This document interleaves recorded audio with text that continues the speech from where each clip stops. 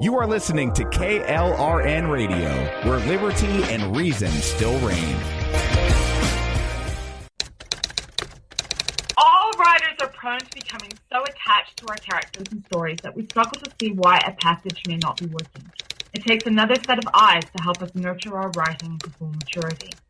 At Black Wolf Editorial Services, we strive to enable writers to develop and grow, shaping stories into masterpieces that can stand the test of time. Editing services are provided for all genres and all age categories. Services range from critiques of the short story through to the line edits of the full-length novel and copy editing for those preparing for publication.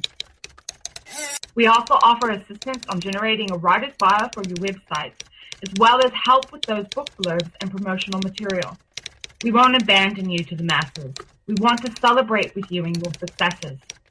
Black Wolf Editorial Services, nurturing your writing into maturity. For a full list of services and prices, visit us at blackwolfeditorial.com. Individuals and businesses with tax problems, listen carefully. Do you feel like you're losing control over your finances? If you owe over $10,000 in back taxes or have unfiled tax returns, we can help you take back control. The IRS is the largest and most aggressive collection agency in the world, and they can seize your bank account, garnish your paycheck, close your business, and file criminal charges. Take control of your tax problems now by calling the experts at Tax Mediation Services and take advantage of the Fresh Start program and new laws that may allow us to negotiate a settlement for the lowest amount possible. Our team of tax attorneys and enrolled agents can stop collections and get you protected so you can take control of your financial future. Tax Mediation Services is accredited by the Better Business Bureau. Call now for a free case review and a price protection guaranteed quote. Call Tax Mediation Services now at 800-610-9050. That's 800-610-9050. 800-610-9050. KLRN Radio has advertising rates available. We have rates to fit almost any budget. Contact us at advertising@klrnradio.com.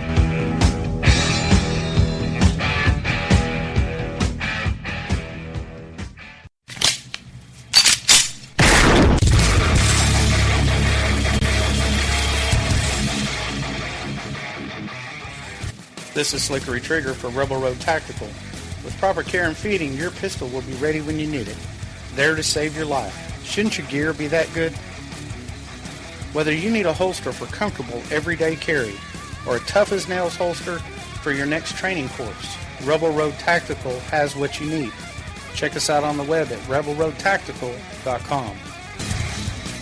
Tired of paying outrageous prices for Viagra? Well, we have great news for you. Now you can finally get Viagra at huge discounts. Healthy Man allows you to save up to $500 on Viagra. Why pay U.S. pharmacy prices of $15 per pill or more when you can get Viagra for less than $3 a pill? Call today and get 40 Viagra pills for only $99. This can cost as much as $600 at your local pharmacy. You can't afford not to call us. If you want Viagra at the lowest prices, never pay $15 a pill pharmacy prices again. Get Viagra for less than $3 a pill. Call 1-800-516-7602 today and save up to $500 and get 40 pills for just $99. Healthy Man is fast, easy, and affordable. Operators are waiting at 1-800-516-7602 to take your call right now. Call 1-800-516-7602. That's 1-800-516-7602. Again, 1-800-516-7602.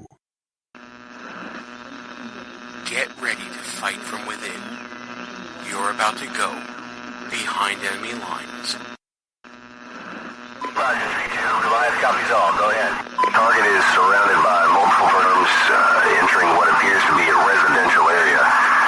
Requesting permission to engage.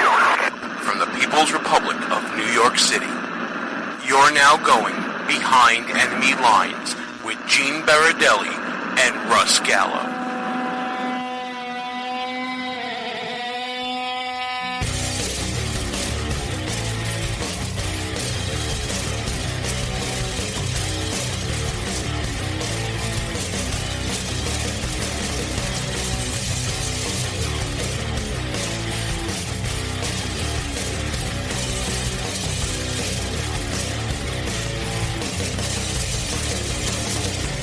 And you are now Behind Enemy Lines.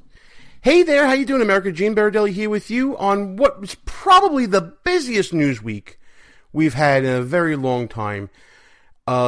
Say this about Donald Trump, but there is a pace being set that is really beyond belief. Thanks for tuning into the show. Great to have you aboard. We got a great show for you this week. In addition to the big news breaking between the announcement of Donald Trump, President Trump's Supreme Court nominee, Neil Gorsuch, which we'll get into in a minute. We'll also be talking to two great guests on the show. We got Jenny Beth Martin from Tea Party Patriots talking about how the left is trying to copy the Tea Party movement, but doing a horrible, horrible job of it. We'll also be talking to Cynthia Garrett, the principal of Families Advocating for Campus Equality, and we'll be talking about these kangaroo courts going on college campuses that are taking away the rights of the accused of sexual assault and things of that nature, and we'll explain why this is so important to talk about during that interview. But right now, let's get right into the heart of the matter. The big news this week, Justice Neil Gorsuch has been selected by President Donald Trump to be his nominee to take the seat of Judge Antonin Scalia, the late, great Antonin Scalia, on the Supreme Court.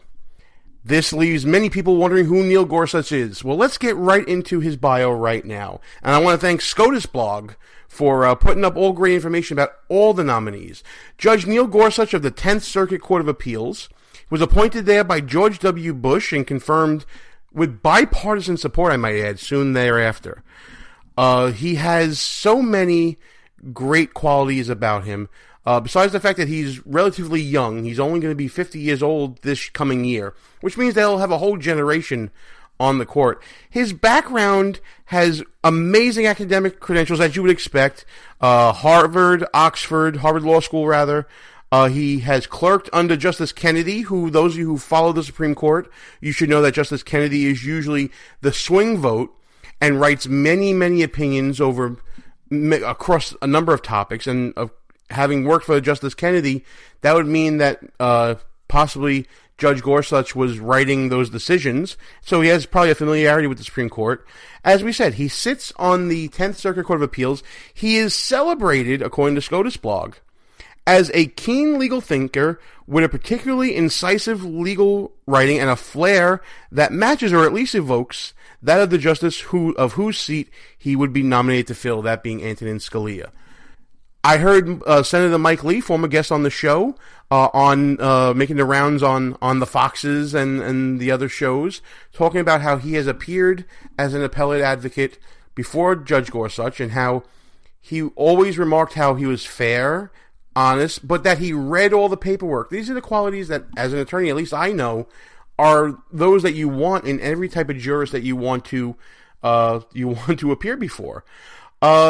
Judge Gorsuch's decisions bear the comparison out between himself and Judge Scalia in that they are both not only entertaining in their writing, and I've read a few of his decisions. Legal writing, folks, is not something you want to read for pleasure. It's something maybe you fall asleep to when you're getting ready for bed. That happens to be my job, of course, outside of the great world I have here behind enemy lines. But Judge Gorsuch has a little bit of a flair to his writing, but he also has the commonality of being an originalist on the court. He's not looking into this progressive idea of a legislator from the bench. He's not going to be making law from the bench. He will apply the law to the facts. He will call balls and strikes, and that's what he does. It's really amazing the similarities here. On religion, he's been an ardent defender of religious freedom. You'll recall that Gorsuch participated in the Hobby Lobby case and also the Little Sisters of the Poor home that were both before the Supreme Court. Hobby Lobby, Judge Gorsuch wrote a concurrence with the decision, siding with Hobby Lobby and its owners, and he stressed the need to accept these parties' own conceptions regarding their requirements of their faith. This is important. If you remember the Hobby Lobby decision, it was if a company and the majority of its owners have deeply held religious beliefs, they have to be respected, and they have to be They're important, and they must be legally bound by.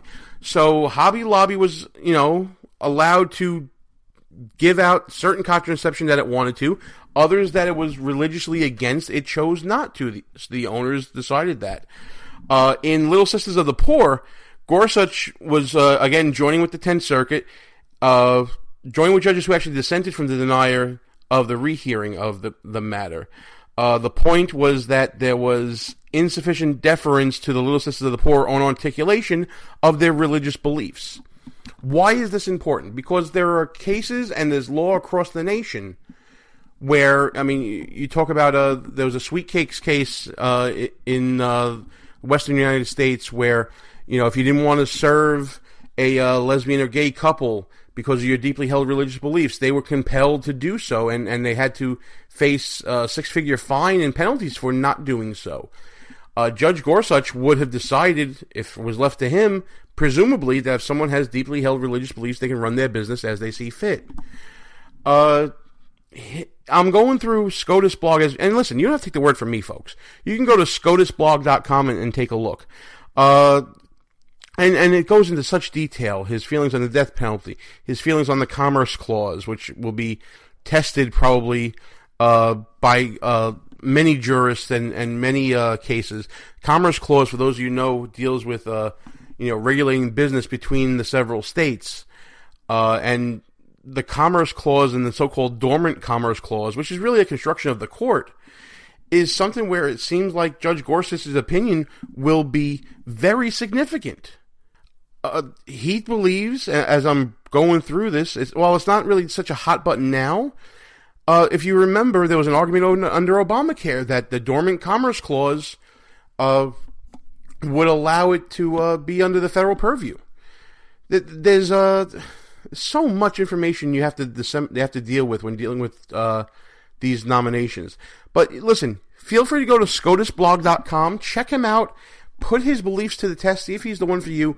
I, as a conservative and as a constitutional originalist, believe this is a great pick. An absolutely great pick. Now let's talk about the politics of the situation, because this is where it's going to be a battle royale. Let's set the field right now. Donald Trump has placed his pick before the Senate.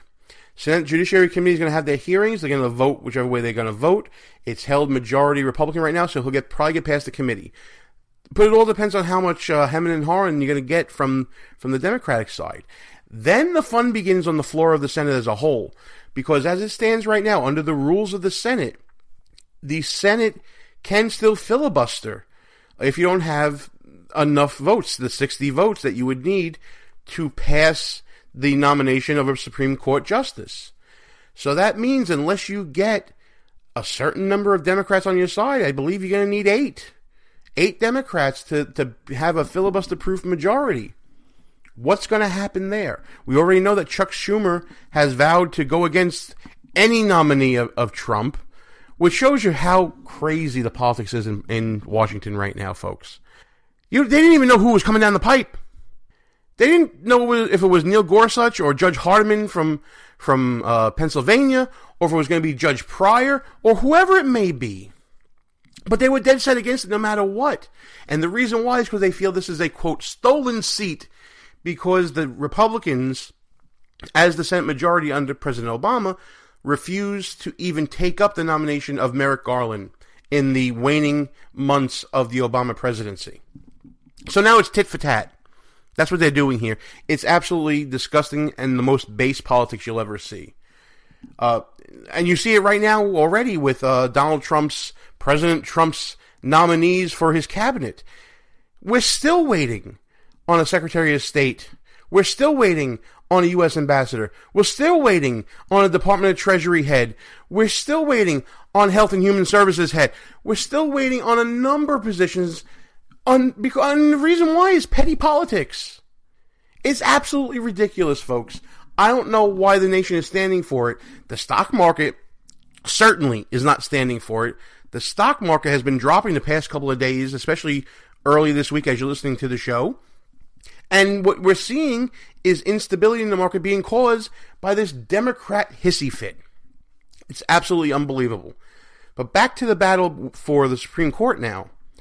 The filibuster may be in play, but as we saw when Harry Reid was running the chamber, the filibuster rule, the so-called nuclear option, was taken up by the Democrats. They decided for lower-level offices and certain cabinet positions, you only needed a simple majority. That way the filibuster was taken out of play. So now that the shoe's on the other foot, will Mitch McConnell take the filibuster rule, the nuclear option, and bring it to another level with Supreme Court nominations, a move that Harry Reid said he was actually in favor of when he was still in the chamber, that he would have done had he still been in charge? Will Mitch McConnell take that and put it on the table to bring Trump's nomination home? That remains to be seen, folks. It's going to be very interesting to see. If I'm Mitch McConnell, that's kind of a catch-22. If you worry about being looked as a hypocrite, if you worry about political hypocrisy, you don't do the nuclear option. That being said, it shouldn't be on the table at this point with the nomination just coming out this week. What should be on the table is trying to consensus build. Neil Gorsuch had bipartisan support when he was appointed to the Court of Appeals. There was no issue with his nomination at all. The reason why there's an issue with the nomination now is because of the balance of the court. You have 4 justices that are considered liberal. You have 4 justices that are considered centrist or conservative, so-called, or if you want to call them originalists or constitutionalists, strict constructionists, whatever you want to call them. That's the makeup of the court right now. By putting Neil Gorsuch in Antonin Scalia's seat, resets the balance of the court where it was to before Justice Scalia passed. So what we're seeing here is a battle, not only in this administration, but a battle for the ages. Because Neil Gorsuch, again, he's just turning 50 this year. We're going to see what happens. He'll be around. Remember, it's a lifetime position. He'll be around for a generation or more. That's what's on the line right now. And right now, and to me, this is the battle that voters wanted waged. I voted for Donald Trump, not because I like Donald Trump. I gotta be honest, I'm not thrilled with him. But he promised to put conservatives on the court, especially into Justice Scalia's seat. He is now fulfilling that promise, and he is rewarding my vote. I love that. I love that Donald Trump is following through on what he's saying. And let's face it, as we sit here right now, he's followed through on everything he's promised so far. From that respect, it's been a very good couple of weeks if you voted for Donald Trump and if you believe that he's going to make America great again. But before we get into everything else, folks, I want to thank everybody for listening to the show. Check us out at www.behindenemylines.radio.us. Check us out on the Facebooks and the Twitters at BEL_radio. And if you missed any part of the show that we normally do live on Tuesdays at 10 p.m. Eastern Time on Spreaker, you can check us out at any one of our rebroadcast outlets, including WJHC 107.5 FM in Jasper, Florida, WDDQ 92.1 FM in Adel, Georgia, and WLBB 1330 AM in Carrollton, Georgia, all part of the Red Nation Rising Radio Network. You can also catch us online at KLRN Radio, High Plains Talk Radio and Sackheads Media, ICRN, the Internet's conservative radio network, and Lanterns Radio. Check them out at lanterns.buzz. And if you missed any of those rebroadcasts, don't worry. You can still catch us on demand as a podcast anytime you like, just by finding us in iTunes, Spreaker, TuneIn, Stitcher, Podbay, Player FM. You can discover us on Google Play Music. You can find us on SoundCloud. And you can also hit us up on iHeartRadio. Lots of ways to find us, folks. We really appreciate you tuning in. And we hope you tune in after the break, because when we come back, we'll be talking to Jenny Beth Martin about the left's attempts to copy the Tea Party. We also talk about what we want to see from a Neil Gorsuch nomination. At the time, we didn't know it was going to be him. So we talked about qualities that we want to see from a judge that Donald Trump would pick to be a Supreme Court justice. And we also talked to Cynthia Garrett about the so-called kangaroo courts popping up on campuses thanks to the Obama administration and what can be done to stop them. Gene Baradelli, Behind Enemy Lines. Russ Gallo can't make it this week, but don't worry, I'll be back right after these brief words.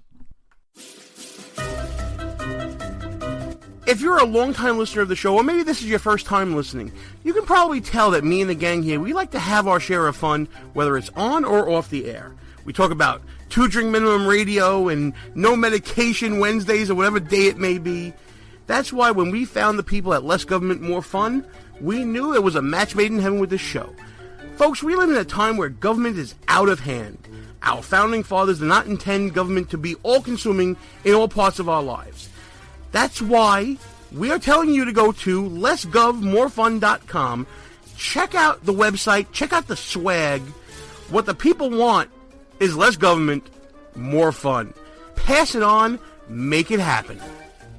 Who might you save? Your mother, your father, your husband, uncle, aunt, son. Learn FAST, F-A-S-T, the sudden signs of a stroke, and you could save. Your friend, teacher, boss. F, face drooping. A, arm weakness. S, speech difficulty. T, time to call 911. F-A-S-T. That's F, face drooping. A, arm weakness. S, speech difficulty. T, time to call 911. The sooner they get to the hospital, the sooner they'll get treatment. And that can make a remarkable difference in the recovery of your neighbor, the waiter, grandmother, grandfather.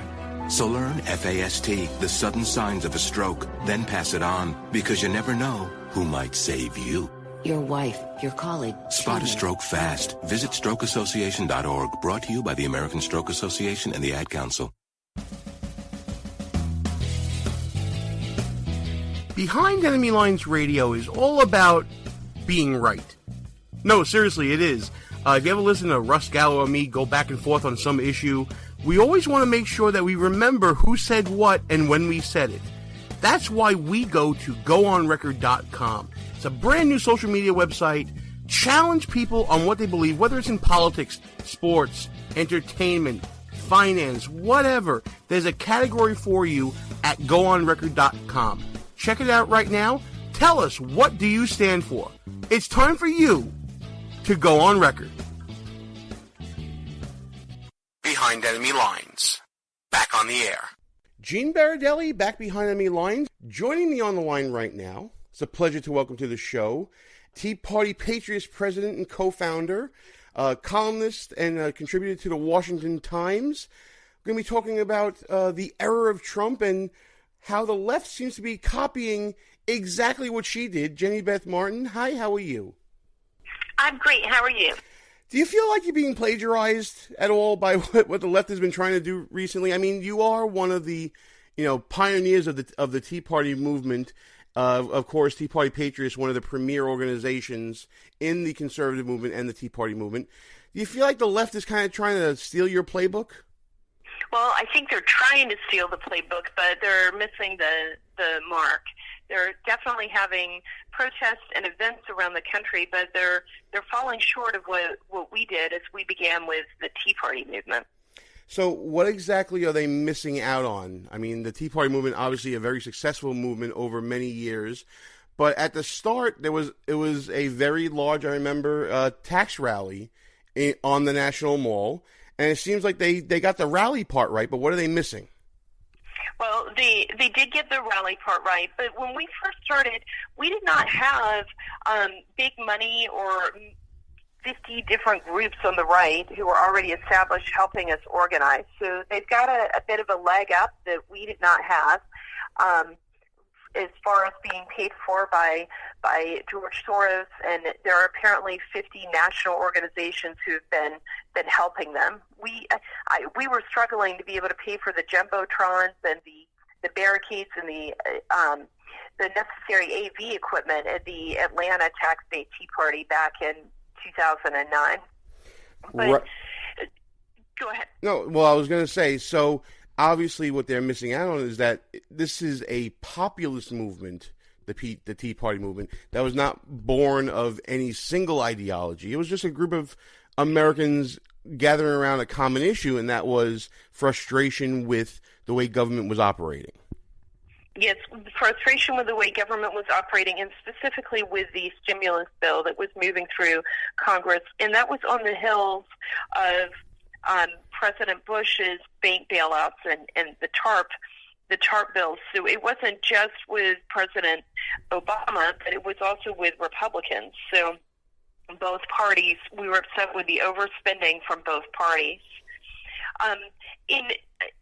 Then there's really, if you're going to look at what the left is doing, there are a few things that they could learn from the way that the Tea Party worked. The first thing is you've got to be for the rule of law.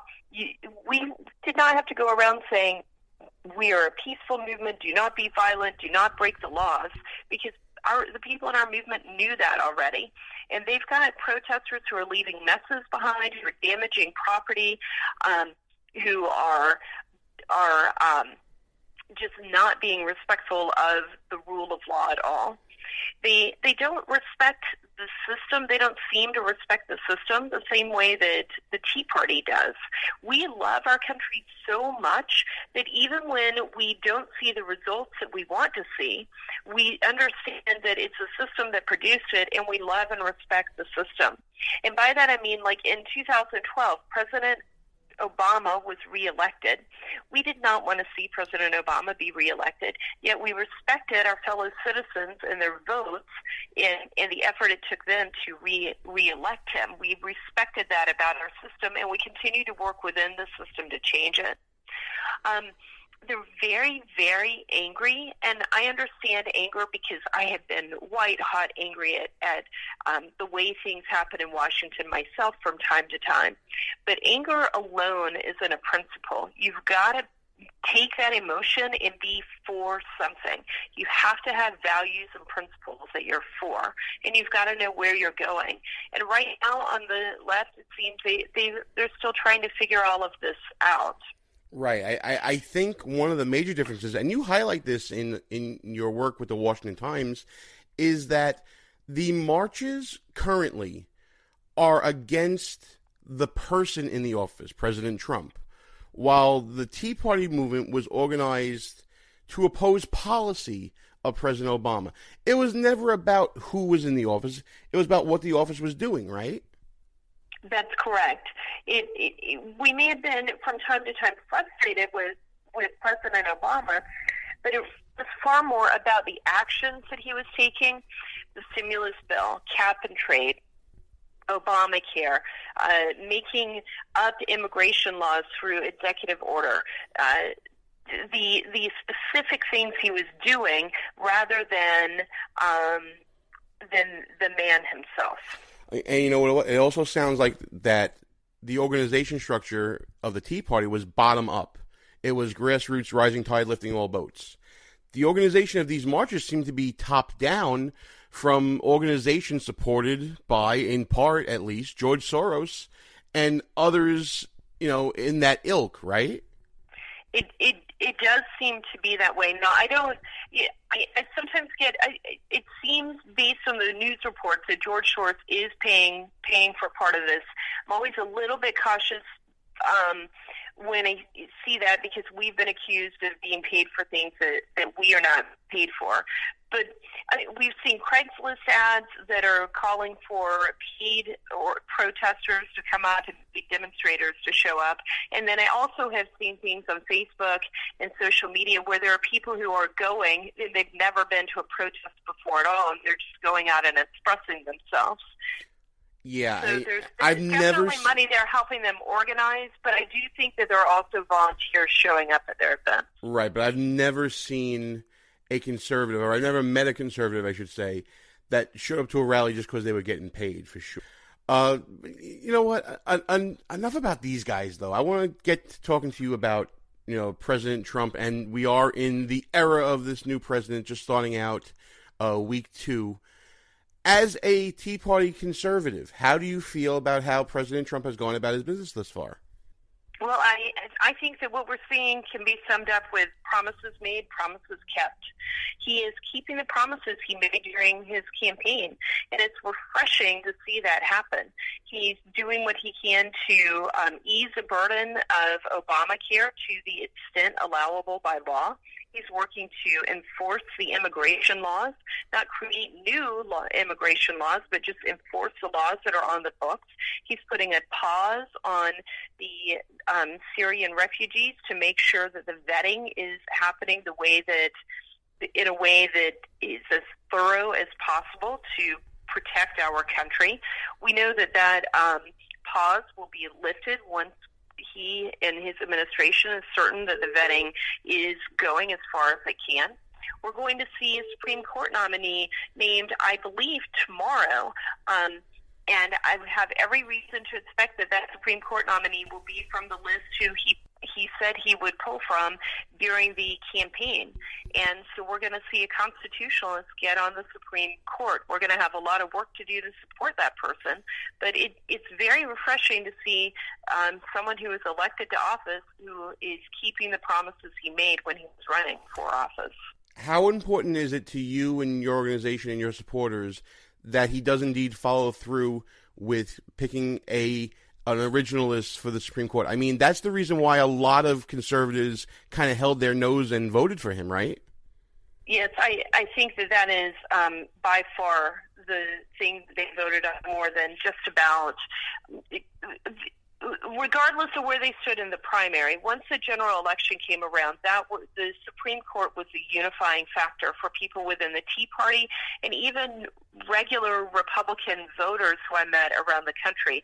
They were concerned about the Supreme Court. So this appointment and making sure it's somebody who is an originalist, who continues the legacy of Justice Scalia, is critically important to those who helped elect President Trump.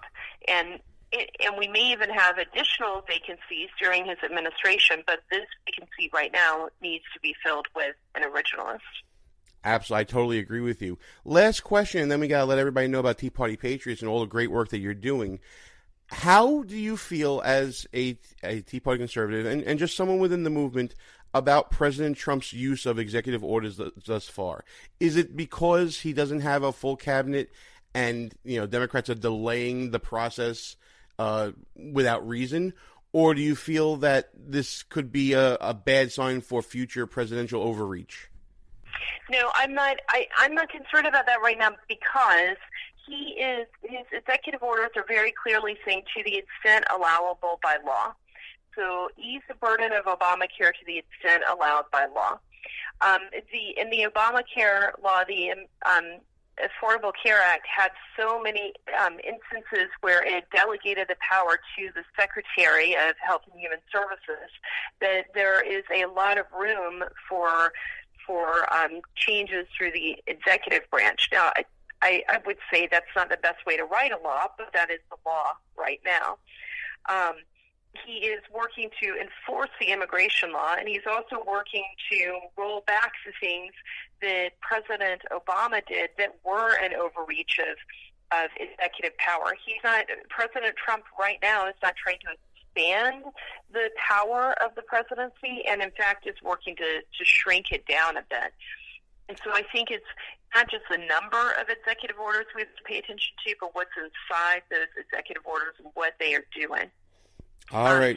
And the Democrats do need to go ahead and fill out this cabinet. We need the president to have a cabinet so that the cabinet members can do their jobs and advise the president. All right. Jenny Beth Martin, co-founder and national coordinator of Tea Party Patriots. I'm going to see if I can do all the plugs for you. It's kind of my New Year's resolution for everybody instead of having everybody plug themselves. Check out Tea Party Patriots at www.teapartypatriots.org. You can check them out on Twitter. Jenny Beth Martin, of course, on Twitter as well, at JennyBethM. JennyBethMartin.net as well. Check out that great website. And I think I got everything, right? Oh, I didn't get the Tea Party Patriots Twitter. Which one is that? TPP or TP Patriots, TP Patriots on Twitter. I almost got it all. Jenny Beth Martin, thanks so much for coming on the show. First time on the show. I hope we have you back real soon. Well, thank you so much. I enjoyed being on. Behind Enemy Lines. Joining me on the phone right now is a pleasure to welcome a fellow attorney to the show, which is so rare for me to do. I love talking shop with other attorneys. Talking with Cynthia Garrett. Cynthia, of course, is the co-president of Families Advocating for Campus Equality. We're going to be talking a lot about issues on college campuses, issues of fairness, and it's going to get really wonky for you legal fans out there, but it's also going to be a lot of policy stuff too. Cynthia, thanks for coming on the show. I'm happy to be here. So, like I said, you are the co-president of Families Advocating for Campus Equality and also a board president of Stop Abusive and Violent Environments. Tell us a little bit about the work that your organizations do. Well, Stop Abusive and Violent Environments focuses on more of the policy and legislative angle in trying to override the overreach that the Obama administration has been involved with in education. Families Advocating for Campus Equality handles some legislative and policy issues, but its primary mission is to support the families, traumatized families of falsely accused or wrongfully accused students who go through a lot of pain. You know, we have a lot of parents who the first they hear about it is they get a call from the hospital. Their son's been hospitalized for a suicide attempt. So it's a pretty serious situation. Yeah, it's absolutely serious. I mean, we've talked a lot on the show about how campuses are really more of a training ground for setting a liberal mindset than anything else.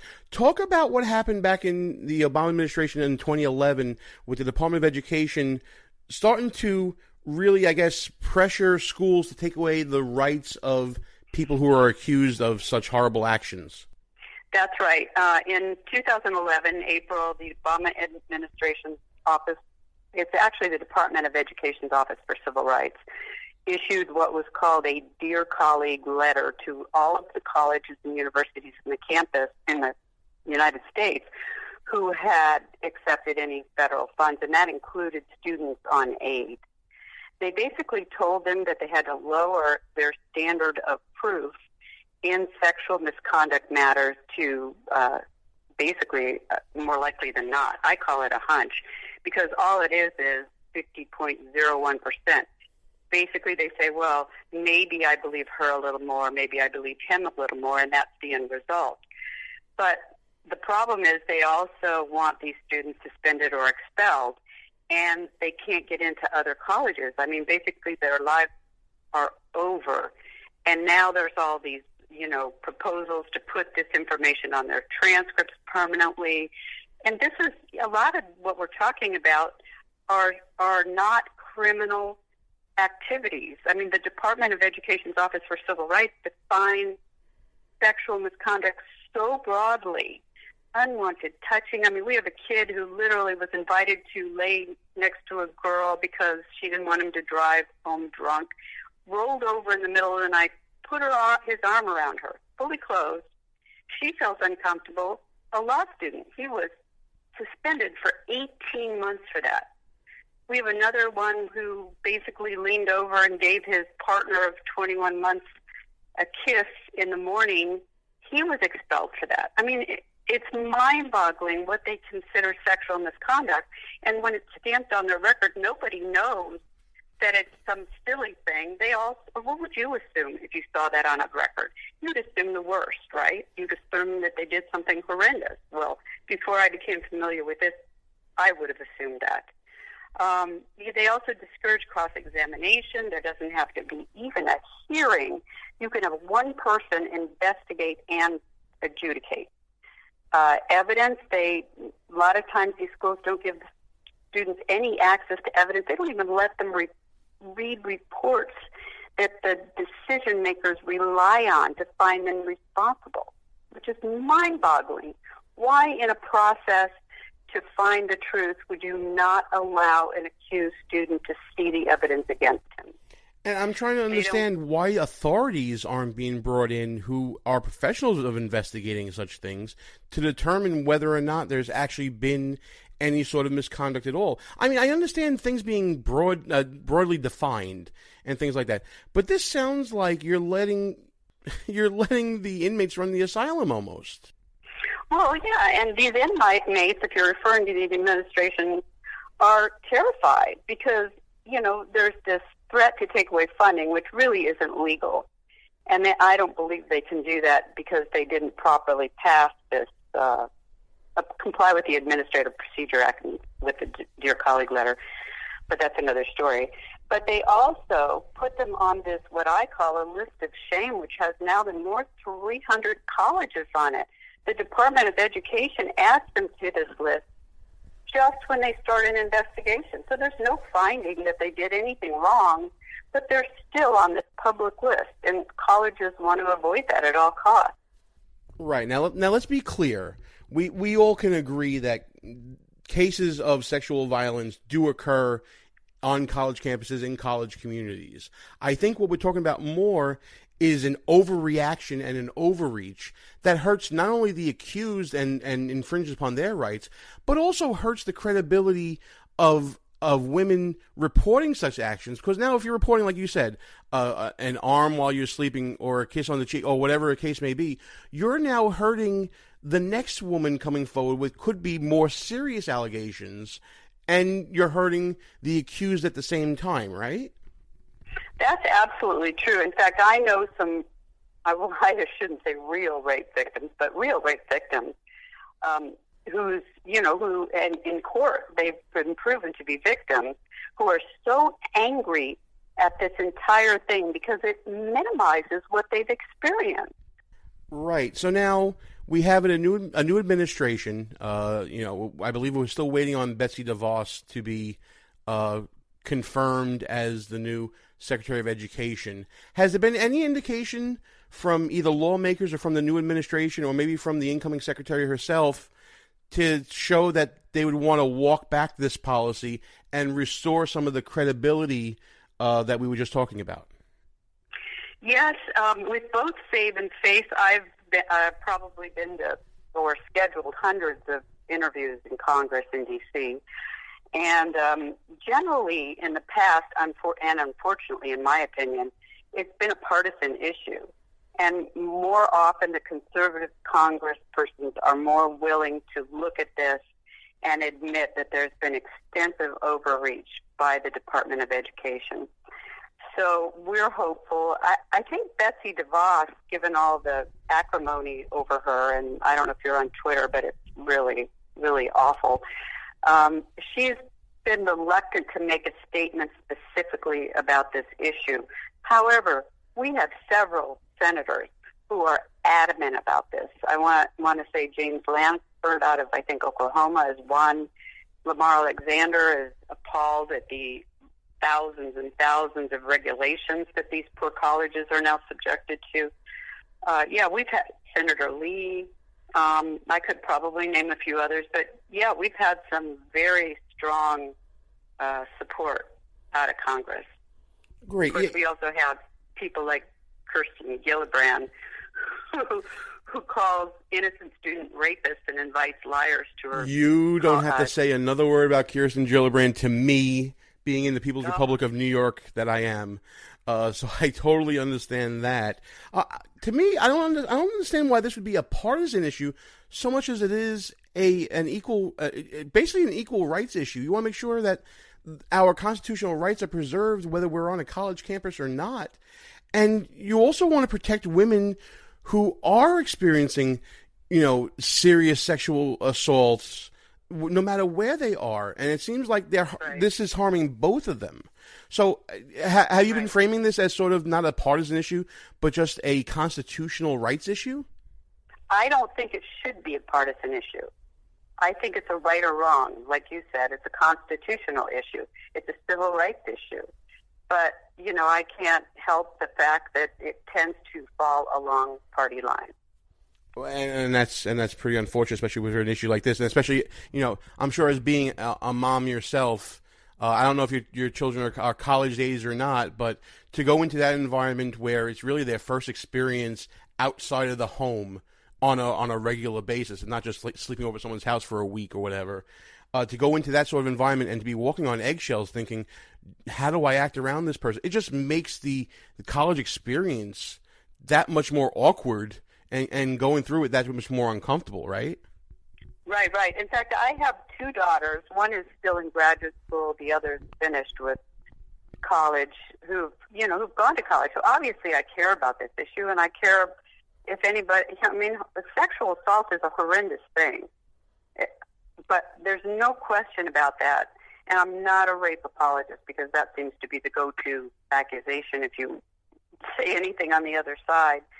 But, I think the problem is, though, you'd think that these young men would be afraid, but the truth is that they're not aware of the situation even if they are aware, this is the typical young 18, 19-year-old who says, well, that'll never happen to me. I'm a nice kid. I'm never going to hurt a woman. Well, it doesn't matter what their intent was. It doesn't matter if inadvertently they forgot to ask if they can move to base 2. It's irrelevant.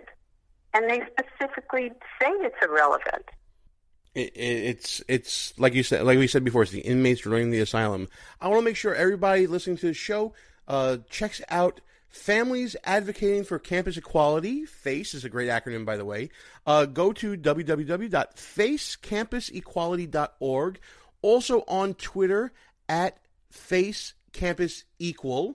And also, definitely check out the Twitter for Stop Abusive and Violent Environments at SAVE, S-A-V-E, services.org. And check out their website at saveservices.org. This is a lot of work that you're taking on, Cynthia. I hope your practice isn't suffering for it, because I know from tilting at these political windmills, you get fully engrossed in it. So good luck to you with all this. That's, you with my husband would tell you, yes. Of course, that's the case. I mean, when you feel passionate about something, that's what happens. Absolutely. And thank you for sharing your passion with us, and good luck to reaching your goal. Thank you for having me. The show will be right back. But first, a word from Al Sharpton. Good evening, Rev. Thanks Good evening, to Rev. You, Ed. Is this Groundhog Day 2? We are watching that was Attorney General Eric Holder, ABDs, about some Republicans at home are already beating the drums of war. Today, the Pentagon refuted that claim. And he said the American people do not want him to, quote, dwindling, they do not want him dwindling his thumbs. You can get a gig as a contortionist. Intravenous fluids and pills coated with gelatin. We don't leave our women or men in uniform behind. It's a monument to the hubris of Dick Cheney, Representative Raul Labrador. Years of abuse. I personally apologize to Mr. Peebles. Just ask to soon-to-be former Congressman. Democrats are outright jitty. CIA's counterterrorism center. Veteran Affairs Secretary Shinseki. Why do I always mess up his name? Shinseki. I love my critics. I have fun with that. Politics Nation with the Reverend Al Sharpton starts right now. Good evening, Rev. Good evening, Dr. Dyson. But wait, there's more. And we will much about that be committed. So there's no real conflict. Michael Druniak, including Lincoln himself, Daniel Day-Lewis. Behind Monica Lewinsky, the one and only Trey Songz is here. But Allison Lundergan Grimes, Gina De Jesus. When Gina De Jesus, Tea Party challenger Matt Bivens. People don't want to have their Social Security overall. The Republican savior, Mark Rubio's big night. In evolution and Galileo, this whole thing of Galileo, America's changed. Unless IT and Skillets, President Putin doing something similar back in, it won't change this fundamental fact about the GOP. Just how absurd these attacks is. Nearly 6 months after the dangerous traffic jam, the Thai military says, my friend for many years, Ilyana Van Zandt. There's nothing there. And they gave this guy a TV show? Let's get back to our show. Gene Baradelli, back behind enemy lines. I want to give a shout out to my co-host, Russ Gallo. Again, folks, we're working through the technical difficulties of working 70 miles away from each other when we used to be sitting right next to each other at my kitchen table or at a friend's house or in an office somewhere. So we're going to get Russ on soon, I promise. I miss him too. I miss him dearly on the show. And That's going to be part of the things we're going to be doing differently on the show. We're also going to maybe dabble in some video. Might do a little bit of the Facebooking, maybe doing a little bit of that live streaming stuff. We'll let you know as time progresses what we'll be doing. Before we end the show, of course, I want to thank Jenny Beth Martin for coming on the show. Check out all the social media stuff we talked about during the interview. The same thing for Cynthia Garrett and FACE, her organization. Definitely check out very important causes here, folks. Obviously, the Tea Party, we all know about the Tea Party. We want to support the Tea Party. I consider myself part of the Tea Party. Russ is definitely a Tea Party conservative. And, of course, FACE, when you're dealing with issues on campus and young people, so important to make sure that we are not only preserving their rights and making sure that they grow up to be good human beings with great character, but the development is so important emotionally that the things going on campus right now, having them to decide for themselves beyond any sort of legal standard that's recognizable, what happens to their lives can leave a black mark on them forever. So definitely check out Cynthia Garrett and FACE and her organizations as well. Going to end the show with just a very briefly touching on the so-called refugee ban. If you've been to www.BehindEnemyLinesRadio.us, you know that I have been really upset about a certain meme circulating on the internet right now. Go to www.BehindEnemyLinesRadio.us. You'll see the article there about how this disgusting meme is lying about American deaths and the effects of refugees coming into this country. You may have seen this meme circulating talking about that no Americans have been killed by citizens of any of the T7, the 7 countries identified by the Obama administration, as it were, that are either state sponsors of terror or are so torn by terror that they don't really have a functioning central government where we can verify a refugee or a person coming to this country that they are actually a good person. What I decided to do was take this meme and tear it apart. Just so you know, what I'm talking about is points about each of these countries that make them a prime example of why we should not be inviting anyone from them into this country. These 7 countries are, state actors known for supporting terrorist groups, have terrorist groups acting freely within them, and we don't want that coming here. I don't understand what the problem is. To say that no Americans have died in Iraq or because of Iraq is just a straight out lie. As of last week, 4,425 Americans died fighting terrorism as part of Operation Iraqi Freedom and the cleanup thereof. Believe what you want about the war and whether it was a good war, a just war, whatever you want to call it, a just operation, whatever. The war was against state-sponsored terrorism and was against linking Iraq and Al-Qaeda. That tally, by the way, includes civilian casualties as well. And Iran, I mean, listen, come on, Iran, really? That we should let people in from there that freely move here and there? Iran has been sponsoring terrorism around the world for decades. It's even been said, according to published reports, that the actions of Iran acting in Iraq resulted in the death of at least 1,100 American soldiers that we just talked about earlier. They're known for being a state sponsor of Hezbollah. They have, they've acted in a key role in 1983 with the bombs in Beirut that killed 241 Marines. Come on. Nobody died. That's ridiculous. Libya. I mean, other than that little thing in Benghazi where 4 Americans were killed, or that whole Lockerbie bombing of Pan Am Flight 103, I guess there really isn't much to talk about there. I mean, it's only 274 deaths just there. You can throw in the bombing of that discotheque in Berlin that killed a few Americans as well, and it doesn't matter about anything. Somalia. I guess whoever made that meme didn't check out Black Hawk Down or knows about the Battle of Mogadishu. Or they don't know that there is a very unique history in our own country, specifically in the state of Ohio, where Somali immigrants have attempted and performed acts of terror. Ohio State University being a prime target of them.